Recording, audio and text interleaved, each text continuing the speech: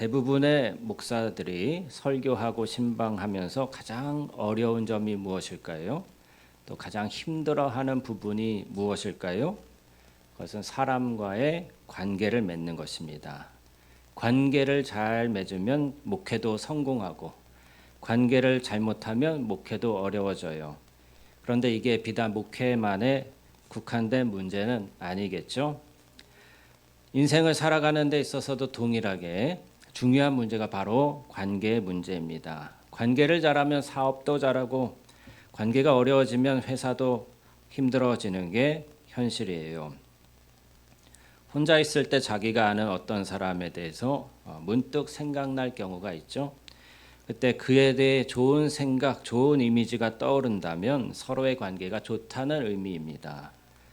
바울이 디모데에게 편지를 쓸 때 그를 생각하면서 어떤 것을 떠올렸습니까? 디모데는 청결한 양심을 가지고 있는 사람이라는 것이었습니다.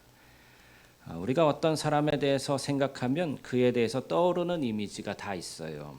그 이미지는 사람들과의 관계를 맺어가는데 너무나도 중요합니다. 그는 참 너그러운 사람이야. 그는 참으로 거칠고 사나워. 그는 참 사랑이 많아. 이러한 생각들이 그 사람에 대한 느낌 혹은 이미지일 것입니다. 여러분 베드로를 한번 생각해 보세요. 베드로는 어떤 사람이었을까요? 어떤 이미지가 떠오르십니까? 네, 열정적이다. 또 어떤 이미지가 떠오르시죠? 무조건 믿는다. 네, 또 다혈질적인 사람이다. 언제나 앞장서서 말하고 행동하는 사람이다. 이런 이미지가 떠오르지 않습니까? 혈기가 많아서 무슨 사건이 터지면 싸우자고 달려드는 사람이었다. 물론 후에 오순절 성령의 충만함을 받고 나서 그의 인생이 완전히 바뀌게 됩니다. 또 가룟 유다 하면 떠오르는 이미지가 무엇입니까?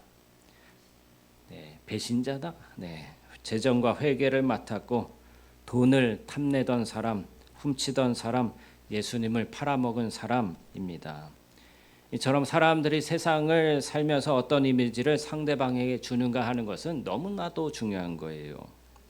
어떤 사람에 대해서 그의 인상을 결정지을 유익한 이야기와 그의 배경에 도움이 될 만한 자랑스러운 이야기를 미리 들려주면 그가 사람들과 관계 맺기 시작할 때 그 출발이 훨씬 부드럽고 원만해지는 것을 볼 수 있습니다. 제가 성주에서 목회 3년하고 부산으로 내려갈 때 제 후임자가 저의 동서였거든요. 근데 제가 동서를 후임자로 정하게 될 줄은 생각 못하고 있었지만 간혹 가다가 이제 장호원에서 부목사로 하고 있는 이 동서가 참 성실하고 아침에 일어나면 성경을 읽고 묵상하고 매일같이 그렇게 말씀을 잘 묵상하는 훌륭한 목회자다. 이런 이야기를 설교 중에 가끔 했어요. 나중에 후임자로 되게 됐단 말이에요. 그랬더니 이제 성도님들이 제가 좋게 이야기해서 좋은 이미지를 갖고 있었기 때문에 좋았다는 거예요. 처음부터. 10년 목회하고 그곳에서 이제 또 서울로 올라왔습니다. 거기서 담임 목회 10년 하고 서울로 새검정교회라고 부목으로 다시 가게 됐는데 10년 목회 동안에 처음 이미지보다 더 훌륭하게 더 교우들과 좋은 관계를 맺고서 떠나올 때는 참 그런 애틋한 마음으로 눈물을 흘리면서 그렇게 떠나오게 되었던 그런 이야기를 제가 들었습니다. 사람이 어떤 이미지를 갖고 있느냐, 첫인상이 어떻느냐에 따라서 그 사람과 관계가 부드러울 수도 있고 또 쉽지 않을 수도 있는 거예요. 그 사람은 별로야. 그 교회는 참 문제가 많아. 이런 이야기가 날개 달린 듯이 퍼져나간다면 사람들이 그 사람을 만나고 싶어 하겠어요? 또 그 교회를 가고자 하겠습니까? 그렇기 때문에 상대방이 어떤 이미지로 기억되느냐 하는 것은 너무나도 중요한 문제인 것이죠. 사람들이 자기를 생각할 때 어떤 이미지로 기억하는 것이 좋을까요? 첫 번째는 겸손한 사람이라는 생각을 갖게 해야 합니다. 어떤 목사님은 그의 책에서 장로님 한 분을 소개하고 있습니다. 교회에 헌금을 얼마나 많이 내는지 교회 재정의 3분의 1이 그분의 헌금으로 이루어졌습니다. 이 장로님이 유년부 부장일 때 이 목사님은 유년부 전도사였는데 유년부 일로 당회에 부탁할 일이 생겨서 자기와 관계도 있고 교회 헌금도 많이 하시고 또 영향력이 있으신 그분에게 말을 꺼냈습니다. 그런데 장로님이 이렇게 대답하시더래요. 전도사님, 제가 당회에 가서는 가급적 말을 많이 안 하려고 합니다. 헌금 많이 한다고 당회에 와서 말도 많이 하나 이런 인상을 줄까 봐 그렇습니다. 전도사님이 양해해 주셨으면 좋겠습니다. 이 목사님은요, 그때 자기의 부탁을 들어주지 않은 섭섭함보다 이 훌륭한 신앙 인격을 가진 장로님에 대한 아름다운 모습이 잊혀지지 않는다고 이야기합니다. 사람들에게 어떤 생각을 갖게 하느냐 하는 것은 이토록 중요한 거예요. 앞에서 언급한 이들의 이미지는 하나같이 겸손함입니다. 자기를 내세우지 않고 자기를 감추는 아름다움을 갖고 있는 분들인 것이죠. 겸손은 믿는 성도에게 있어야 할 최고의 덕목입니다. 우리는 겸손에 대한 이야기를 많이도 듣죠. 예수님께서도 나는 마음이 온유하고 겸손하니 나의 멍에를 베고 내게 배우라 라고 말씀하셨어요. 또 성 어거스틴이 제자들에게 질문을 받았습니다. 선생님, 예수 믿는 사람들 가운데 최고의 덕목이 무엇입니까? 그러자 어거스틴이 대답했어요. 겸손이란다. 그러면 두 번째 덕목은 무엇입니까? 그것도 겸손이란다. 세 번째 덕목은 무엇입니까? 그것도 겸손이란다. 이처럼 어거스틴은 겸손을 최고의 덕목으로 꼽았습니다. 겸손은 사실 기독교 신앙의 최고의 열매인 거예요. 모든 관계에 있어서 겸손하면 문제될 게 없어요. 겸손한 사람은 자신이 무시당해도 분노하거나 화내지 않습니다. 내가 못나서 그런 것이겠지 하면서 참고 받아들입니다. 겸손이야말로 사람들과의 관계가 아름답게 발전해 갈 수 있도록 해주는 최고의 덕목입니다. 여러분 겸손의 덕목을 키워나가시기를 부탁을 드립니다. 두 번째로 신실한 사람이라는 생각을 갖게 해야 좋은 관계를 가질 수 있어요. 신실하다는 것은 곧 믿을만하다는 말이죠. 그분은 믿을만해. 그분은 보증수표야. 그분은 진실해. 이런 생각을 사람들이 갖게 해야 한다는 것입니다. 우리가 잘 아는 양치기 소년, 이 이소부화를 잘 알고 있을 것입니다. 동네 사람들을 골려 먹으려고 어떻게 합니까? 이 소년이 늑대가 나타났다 하고 마구 거짓말을 하는 거예요. 그래서 동네 사람들이 깜짝 놀래가지고 달려와 보면 늑대가 없고 너무 평화로운 모습으로 양떼들이 이제 풀을 뜯고 있는 것이죠. 사람들을 헛걸음치게 만들고 그것으로 재미를 느끼는 거예요. 하지만 정말 늑대가 나타나서 도움이 긴급히 필요하게 됐을 때 늑대가 나타났다고 아무리 소리를 질러도 동네 사람들이 저 녀석이 또 거짓말을 하네, 또 사기를 치네 하면서 도와주지 않아서 이 소년은 늑대에게 물어 뜯기고 말았다는 그러한 이야기입니다. 여러분 사람들에게 신실하다는 인식, 진실하다는 인식을 갖게 하는 것은 이처럼 너무나도 중요한 거예요. 바울이 오늘 본문 골로새서 1장 7절에서 이와 같이 우리와 함께 종된 사랑하는 에바브라에게 너희가 배웠나니 그는 너희를 위한 그리스도의 신실한 일꾼이요 라고 말하고 있어요. 바울이 에바브라를 생각하면서 골로새 교회들에게 편지를 쓸 때 나는 에바브라를 안다. 그는 신실한 그리스도의 종이다. 그는 신실하며 믿을 만하다라고 이야기하고 있는 거예요.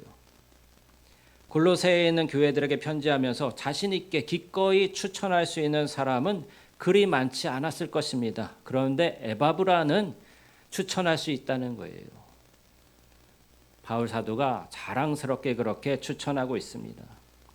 한때는 바울의 동역자였지만 복음을 전하다가 어려움이 오고 고난이 임하자 바울을 떠나간 이들이 많았어요. 그래서 나중에 바울은 외로워졌습니다. 그 이야기가 디모데후서 4장에 나오는데요. 우리 함께 찾아보도록 하겠습니다. 디모데후서 4장 조금 골로새서 뒤편에 있어요. 디모데후서 4장 10절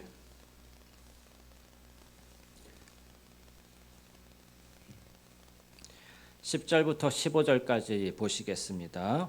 데마는 이 세상을 사랑하여 나를 버리고 데살로니가로 갔고, 그리스게는 갈라디아로, 디도는 달마디아로 갔고, 누가만 나와 함께 있느니라. 내가 올 때 마가를 데리고 오라. 그가 나의 일에 유익하니라.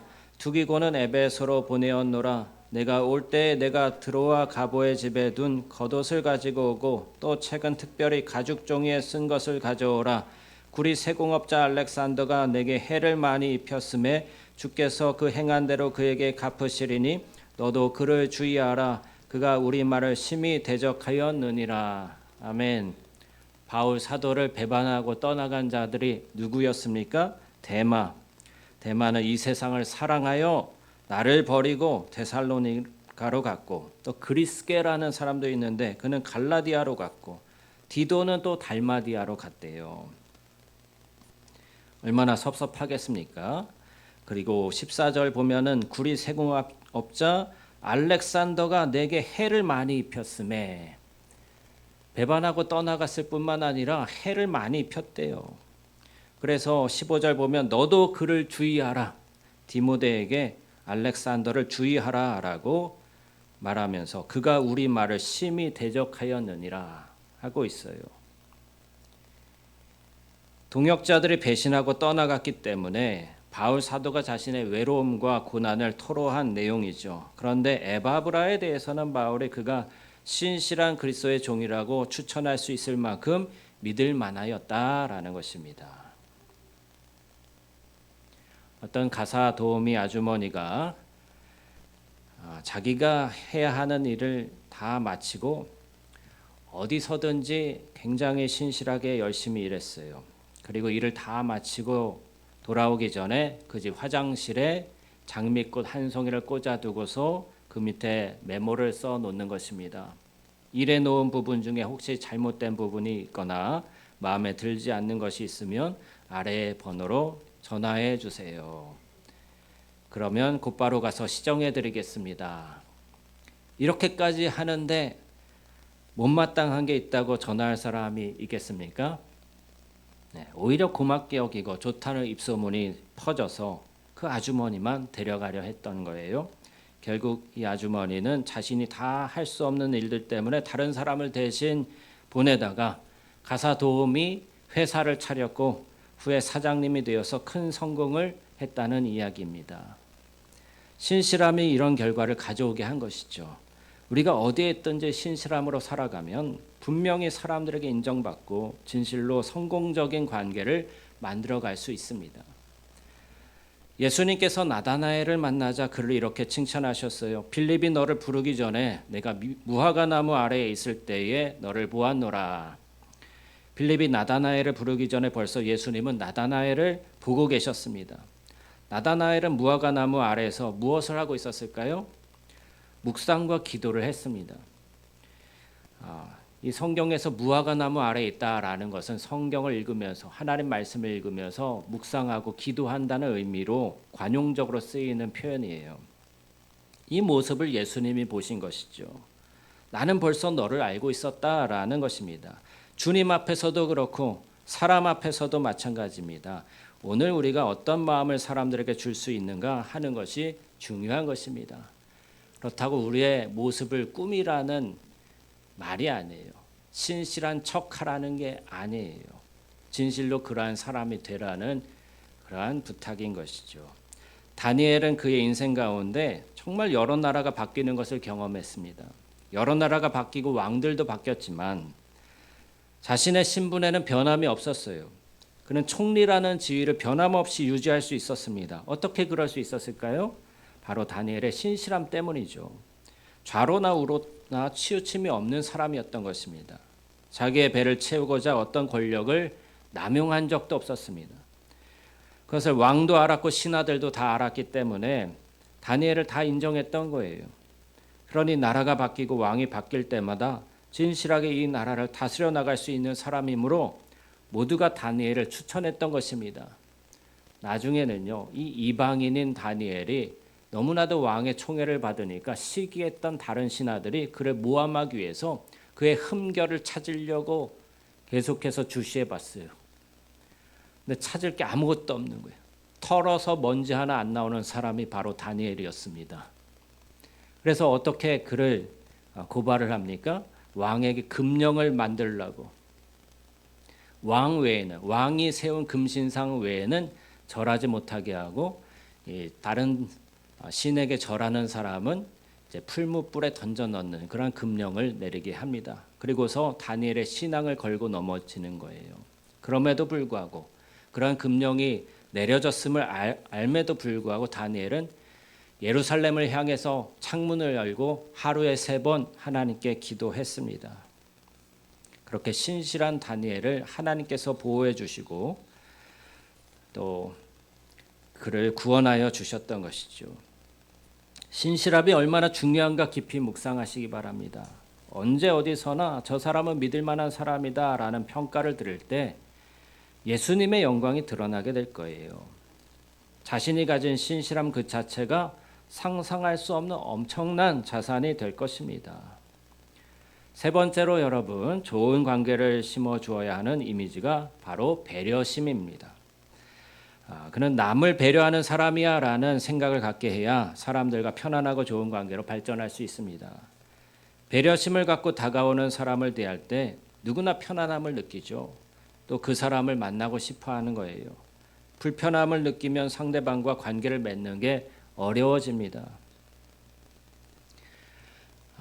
제가 아는 한 목사님은요, 다른 사람을 너무나도 잘 배려해 주는 거예요.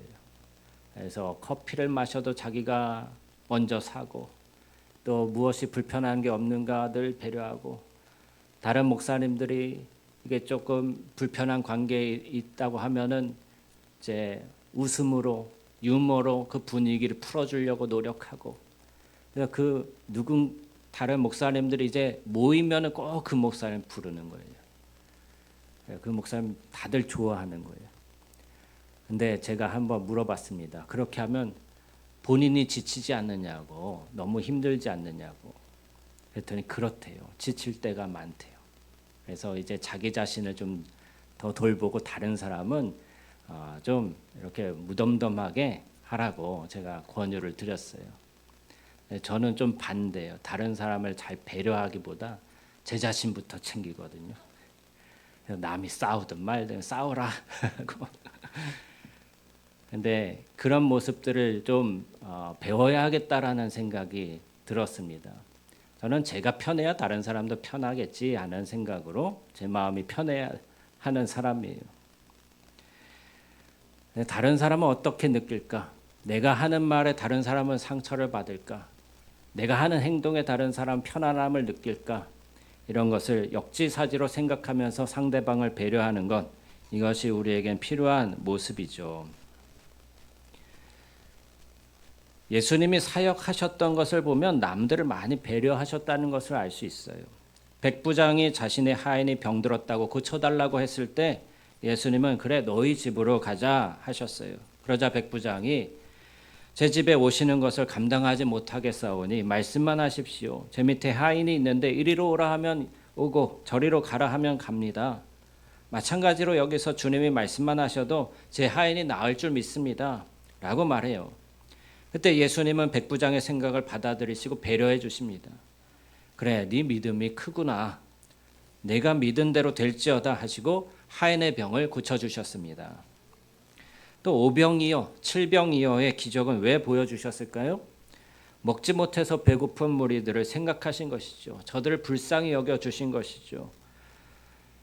그들의 배고픔을 해결해 주시고자 물고기 2마리 또 떡 5개로 5,000명 이상을 먹이시지 않았습니까? 병든 사람들, 장애를 가진 사람들을 볼 때마다 주님은 어떻게 대해 주셨습니까? 그들을 불쌍히 여겨주시고 민망히 여기시면서 병을 고쳐주시고 배려해 주셨습니다. 사랑은 자기 유익을 구하는 것이 아니고 상대방의 유익을 구하는 거래요. 그것이 바로 배려죠.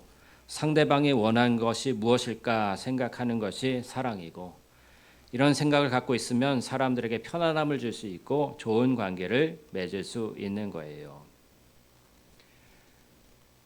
한 가지 예만 더 들고 말씀을 마치려고 합니다. 남매를 둔 부모님이 있었어요. 남매가 다 결혼해서 미국에서 살았대요. 한 사람은 LA에서 살았고 한 사람은 다른 데서 캘리포니아 이런 데서 살았다고 해봅시다. 근데 어머니가 우리 아들 딸이 어떻게 사나 보자 하고 LA로 갔어요. 딸내가 있는 곳에 먼저 들렀는데 아침에 자고 났더니 사위가 일어나서 샌드위치를 스스로 만들어 먹고 회사로 가더래요. 이 모습을 보면서 이 어머니는 어떻게 생각했을까요? 아, 우리 딸이 참 결혼 잘했구나. 저렇게 내 딸을 사랑해주고 배려해주고 피곤할까봐 깨우지 않고 그렇게 배려해주는 사위가 너무 고맙다라고 생각했다는 거예요. 또 며칠 후에 어머니는 이제 아들이 있는 캘리포니아로 날아갔습니다. 그런데 이튿날 아침 아들이 일어나서 샌드위치를 만들어 먹고 출근하는 모습을 보았다는 거예요. 근데 그 모습을 보니까 괜히 우라통이 터지고 화가 나더래요. 그때 며느리가 너무 괘씸해가지고 이 못된 것하고 속으로 욕을 했습니다. 내가 힘들게 낳아서 키워서 유학까지 보낸 이 귀한 아들인데 손수 아침밥을 챙겨 먹게 해. 그리고 자기는 일어나지도 않아 하는 생각이 들었다는 거예요. 여러분 사실 이것이 우리의 모습 아닙니까? 남이 하면 불륜이고 내가 하면 뭐라 그러죠? 로맨스, 내로남불. 네, 다 자기 입장에서만 생각하는 거죠. 그럴 경우 관계는 좋아질 수가 없어요. 정말 좋은 관계는 상대방을 배려할 줄 아는 관계입니다. 상대방의 생각을 이해할 줄 아는 사람이 되어야 합니다. 내 입장에서 생각하면 나는 다 옳아요. 상대방은 다 틀리고.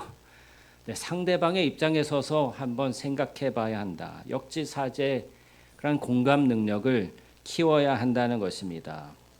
누군가 나에 대해서 떠올릴 때 남을 잘 배려하는 사람이다. 겸손한 사람이다. 믿을만하고 신실한 사람이다 라는 생각을 가질 수 있도록 살아가야 하겠습니다. 그래야 좋은 관계로 발전할 수 있습니다. 바울 사도가 이는 신실한 그리스도의 종이라 라고 에바브라를 칭찬하며 추천할 수 있었듯이 우리가 서로를 그렇게 추천할 수 있는 아름다운 관계가 되기를 바랍니다. 그리스도의 아름다운 향기가 나는 교회가 되어서 새로운 사람이 와도 우리 생명수교회 성도들은 참 겸손하구나. 이분들은 정말 남을 배려할 줄 아는구나. 알면 알수록 신실하고 믿을 만한 분들이구나. 나도 이들과 함께 어울려 지내면서 그리스도인의 새로운 삶의 태도와 양식을 배우고 싶다라고 고백하게 되기를 축복합니다. 함께 기도하겠습니다.